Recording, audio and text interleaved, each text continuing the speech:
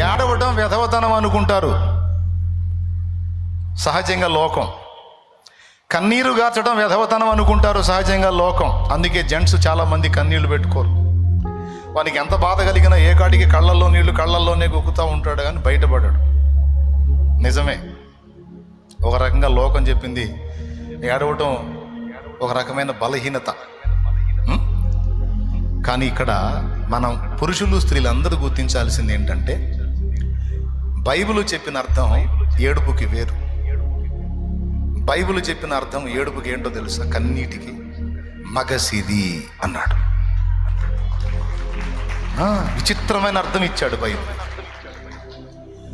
ఏడుపుకి Bible ఇచ్చినటువంటి నిర్వచనం మగసిరి.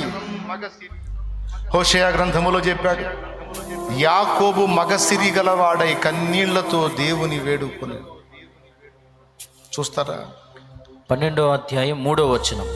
హోషేయ గ్రంథము 12:3 చదువు. తల్లి గర్భమందు యాకోబు తన సహోదరుని మడిమెను పట్టుకొనెను.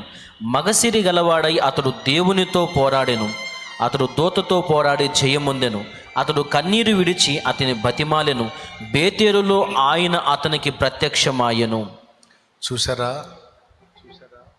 మగసిరి గలవాడై దేవునితో పోరాడెను. ఏంటి మగసిరి అంటే? అతడు దూతతో పోరాడి జయముందెను. ఎట్లా పోరాడాడు అక్కడ చెప్పాడు. కన్నీరు విడిచి అతని బతిమాలెను. కన్నీటి ప్రార్థన. విధవతనం అనుకోవద్దు. మనుషుల దగ్గర ఏడవద్దు. మనుషుల దగ్గర దేహి అనొద్దు. మనుషుల దగ్గర దండాలు దశకాలు పెట్టి వాళ్ళ కాళ్ళు పీసుకోవద్దు. అది విధవతనం.